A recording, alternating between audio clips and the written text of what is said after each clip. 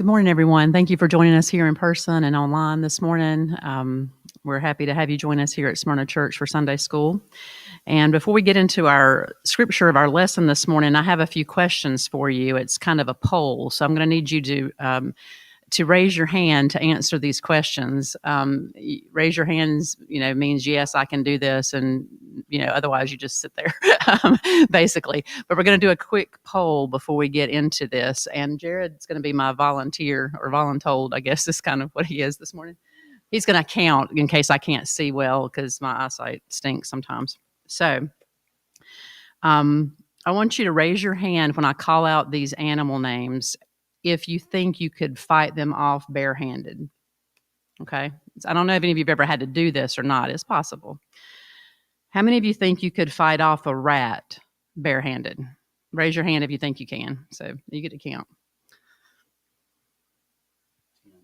Okay. Yeah, 11.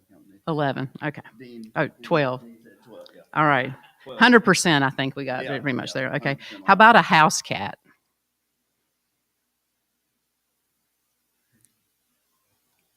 Probably depends on how big it is. 9, Okay. 10. So 10, a little bit smaller number. How about a goose? 1, 2, 3, 4, 5, 6, No, 7. not really. How about an eagle? 0. 0. Yeah, I've seen them carry off Yeah. pretty big animals. Large talons. And they have this really, yeah. How about a large dog? How large are we talking? 80 pounds or more. Okay. That's just made up, but yeah. I struggle with my 50 pounds. Okay. A king cobra? We're down to 0 percentages now. Okay. A crocodile? I'm thinking they're going to get worse or stay the same. A lion? And a grizzly bear. Okay, y'all were pretty confident there at the beginning, and then it dwindled pretty quickly, right? Which I agree. I wouldn't be fighting any of those things barehanded either. So thank you, Jared. Absolutely. I may have to call on you some of these numbers, but I think everybody will remember where we stood with this. So thank you. 0 for like the last 5. Thank you. So there was a 2021 poll done of a group of Americans who were asked the same question, so you can see how you compare. So for a rat, 72% said they thought they could do it, so y'all are braver than the average. A house cat was 69%, so you might be tied there. A goose was 61%, so it's probably about the same. An eagle was 30%, so we were below average on that, I guess. A large dog was 23%, a king cobra 15%, a crocodile 9%, a lion 8%, which does surprise me. Somebody was that brave, and a grizzly bear 6%. I was surprised by some of those, that some people thought they could actually fight some of those off barehanded. But anyway, so the reason we started with that poll is because our lesson today is not your typical Christmas time season lesson. It's about a young boy who fought off animals on a regular basis, and who today during our lesson is fighting off a giant. So let's read today's lesson and think about what tools did he have. Kim said, can we use tools to fight off these animals? And not tools that we think of very often today that we'll use, or what David used in this lesson.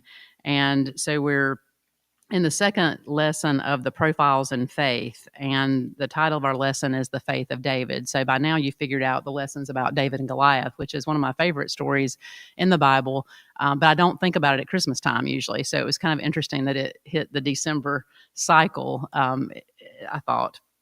But I want you to think about what David does, and we'll break down the scripture. I'm going to read it all together first, and we're reading from 1 Samuel chapter 17, if you want to follow along. Starts in verse 31, and then it'll be several verses after that, 31 through 37, 45, and 48 through 50. So it skips a little bit, but it's 1 Samuel chapter 17 if you want to follow.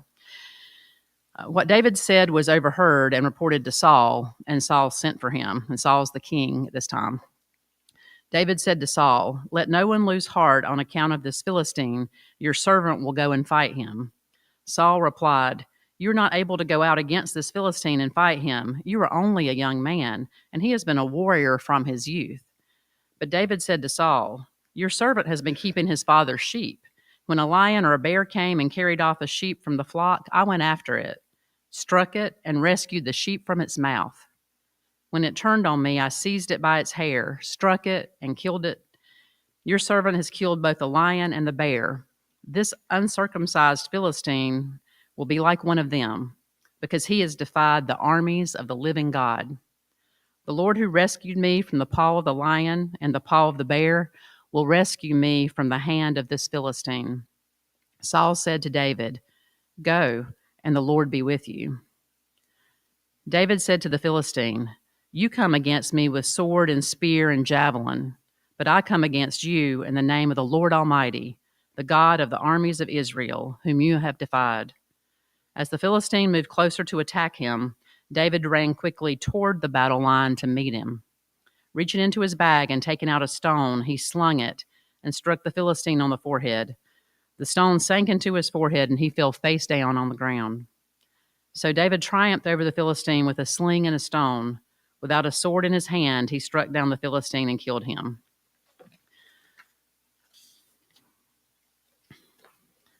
David was pretty brave, I gather, when I read that, right? Here he is running toward this giant guy. And we're going to, as we break it down, it talks about how tall Goliath was.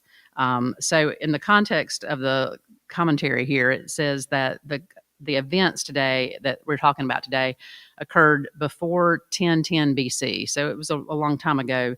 And it was the year that Israel's kingship transitioned. 1010 is when David became king after Saul. So it was before all that. David's obviously young during this time frame, so it's several years before any of that would happen. So prior to this lesson's text, Samuel has anointed David to be Saul's successor as king. Saul had been rejected, and his days as being the king were numbered. But Saul did look on David with favor, so they had a relationship of sorts already. Saul knew, David was sort of this chosen person or whatever at this point. And it talks about how, as we hear the lesson, as we join this part of the Bible, David enters the army encampment where the Israelites are. And he's late coming in because he had been left to tend the sheep while his older brothers went off to war.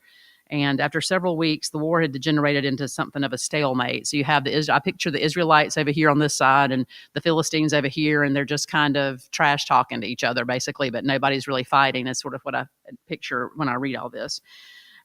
It says the Israelite army seemed ready to break due to low morale. They didn't really believe in themselves at this point. They had really gotten down and didn't feel like they could fight. And part of the reason for that was because Goliath was continually taunting them. And it describes him as being 9'9". That's really, really tall. I've known some tall people. And in fact, we were looking at some old pictures of some relatives and cousins. And Marvin, who some of y'all remember Marvin Huzzy, was a really tall man. But he wasn't 9'9". So that's a huge person and you have to imagine him being in all his armor and, just probably looking really, really much like a warrior, sort of like Rodney was talking about a warrior in the preliminary Sunday school earlier. So as our lesson begins this morning, David's heard this taunt. So he's heard Goliath running his mouth, basically.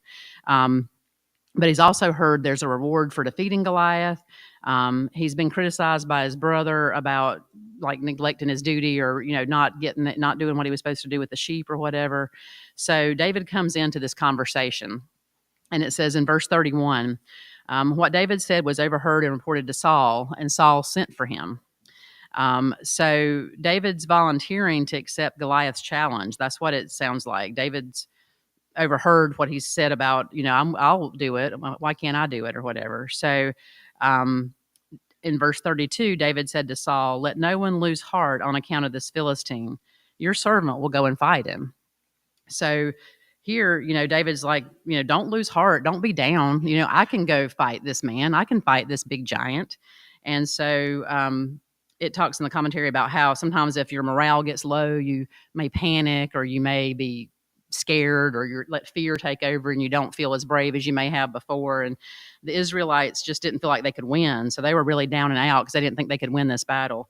So David, this young guy, comes in and is like, I can do it. Let me do it. He's got this, maybe it's the ignorance of youth a little bit too. I don't know, when you're young and invincible and you think you can do everything, but he also has the the army of God behind him, right? Which is way better than us thinking we're invincible. It means he can be invincible if God's helping him. So in verse 33, Saul replies, "You are not able to go out against this Philistine and fight him. You are only a young man. He has been a warrior from his youth." So, we talked about Goliath being 9 feet tall. Like, he's this giant who has been trained to be a warrior since he was a young boy, probably. I assume he's always been taller than everybody else and has looked like this giant of sorts. So again, it mentions that Saul and David know each other here in the commentary. We assume David's under 20 years old at this time, since he's not able to really be in the army yet.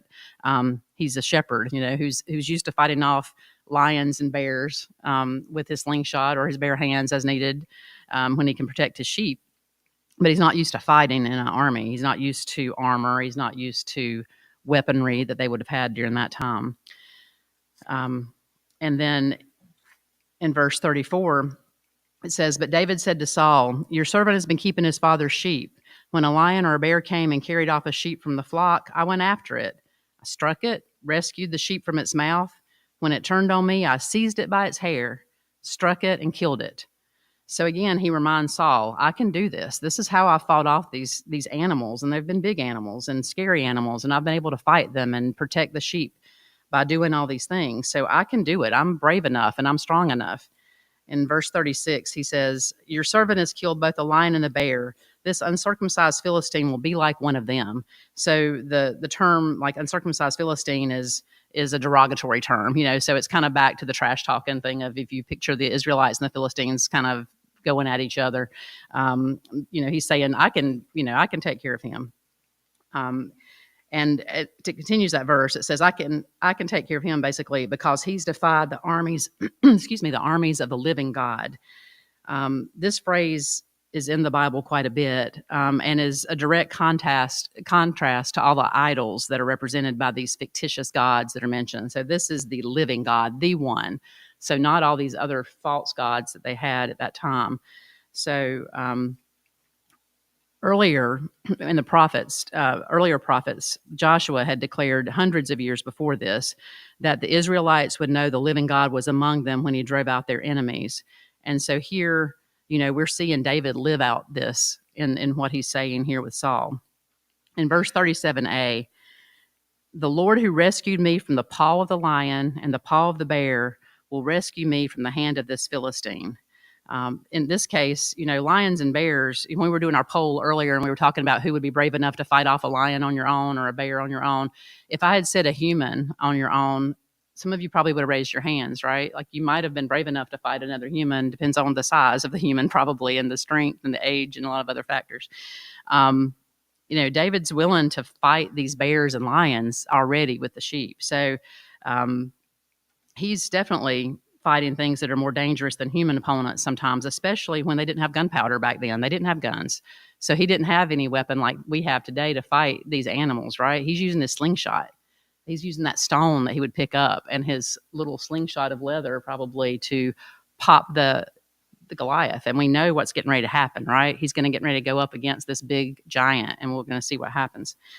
So here in verse 37b, Saul says to David, "Go, and the Lord be with you." So he finally says, okay, I can see that you're going to, you're confident.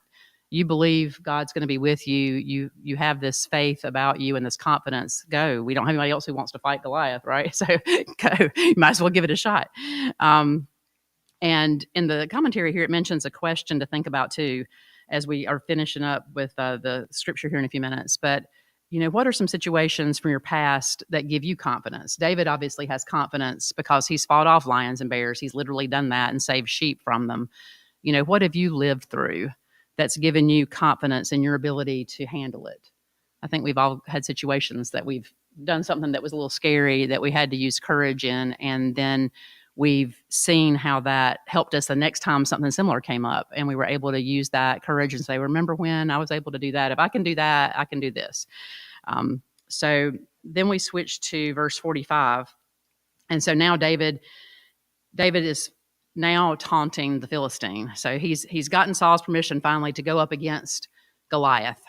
And he's now talking to Goliath. So you have David, who's younger than 20, talking to this 9'9" giant in armor.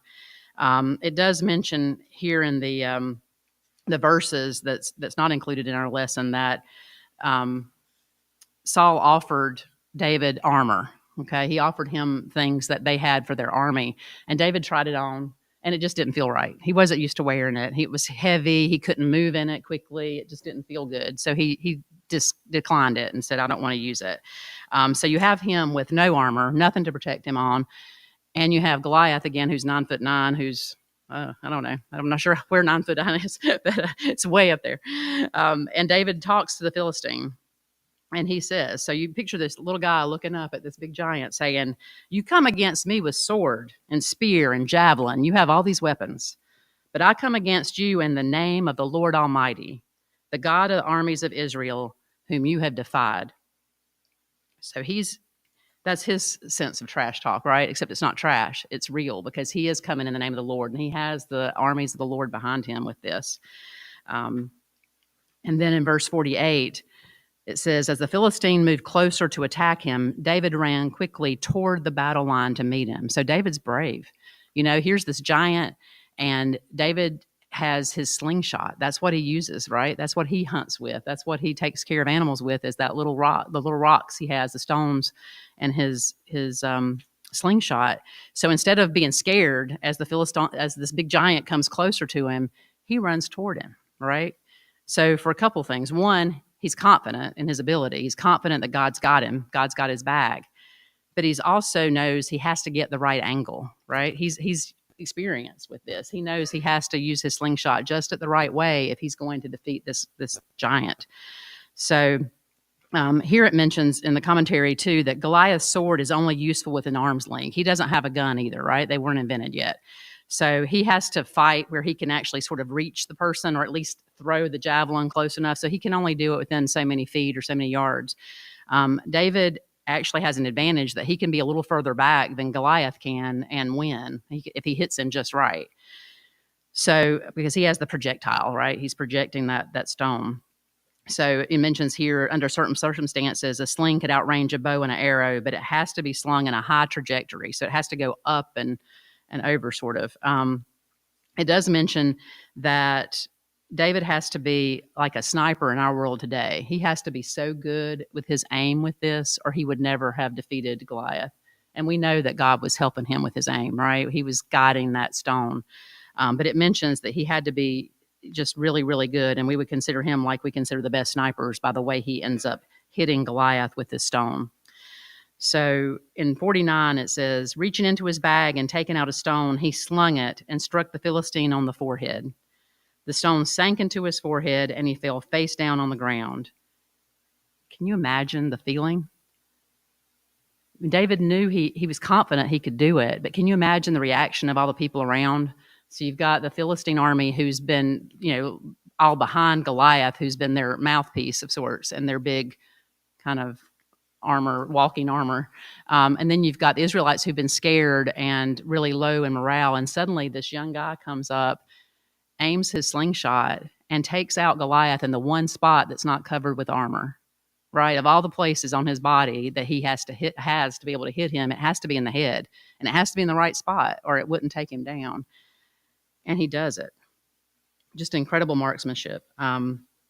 So in verse 50, it mentions, so David triumphed over the Philistine with a sling and a stone. Without a sword in his hand, he struck down the Philistine and killed him.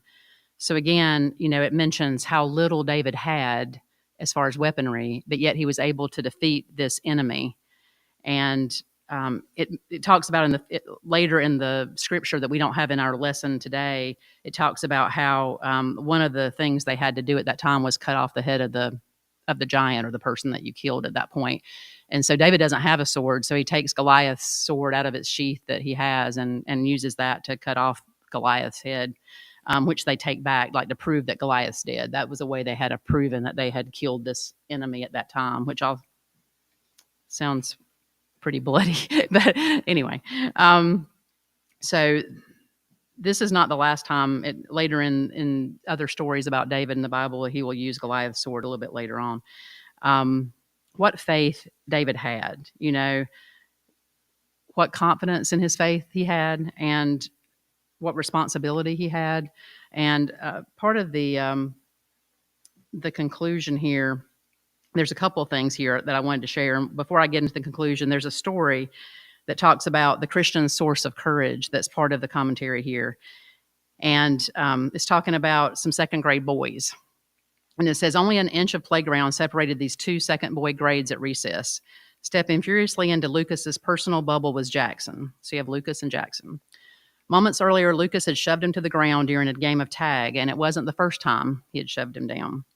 Stop touching me, Jackson growled.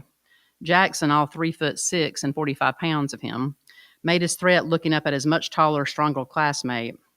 So you have a little bit of a David and Goliath story, right? You have the bully who's picking on Jackson, and Jackson's smaller, but he's standing up to him. And Lucas appears taken aback that Jackson's even talking to him, that he's not just running away. But what Jackson says to Lucas is, wait till my cousin sees you after school. The confusion on Lucas's face turned to anger, but he backed away.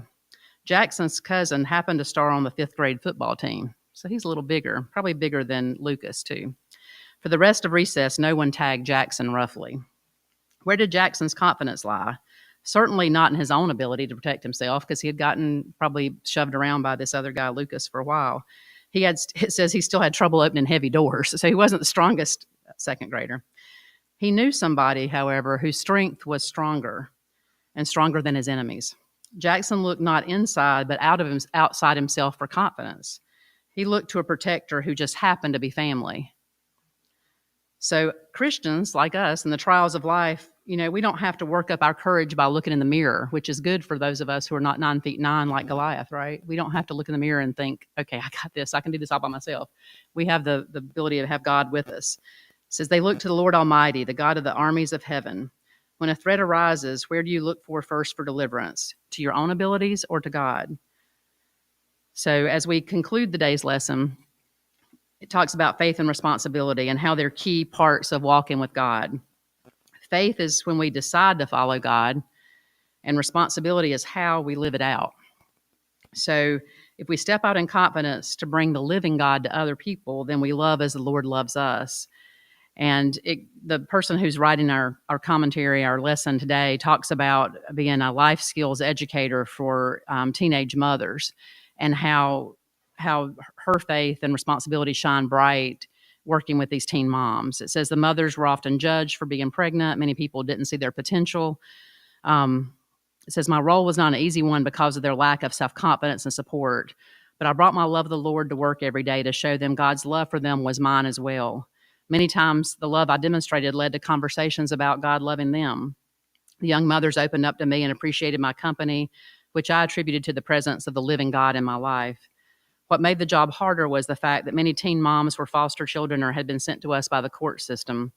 They'd experienced many childhood traumas. They didn't trust adults. But that was all the more reason to show them the love of God. That was my fundamental reason for coming to work every day. I wanted them to know whom I was following as I served as his hands and feet. And that's the key factor of the violent encounter of today's text. There was no doubt whom David served and whom Goliath served. Can the same be said of you? I think that's a good question for us to all ask ourselves as we go out and work with other people and see people this week. And as we celebrate this Christmas season, are we showing people who we serve? Would they know just by watching us, without us talking about Christ or without us singing Christmas carols? Would they know by how we treat them and how we act that we are a servant of God? And as we go out, I want you to think about the Goliaths in your life too. Who are the Goliaths, or what are the Goliaths? What are those things you're facing that are scary, or that you really need to ask God to be your confidence and to help you get through it? And he will. You've got to believe, though. So I wish you well as you face your giants this week. As we go out, just be sure you make other people know who you serve. Thank you all for joining this morning. Does anyone have any comments? We finished early, which it's not unusual if I'm teaching. No. Thank you all.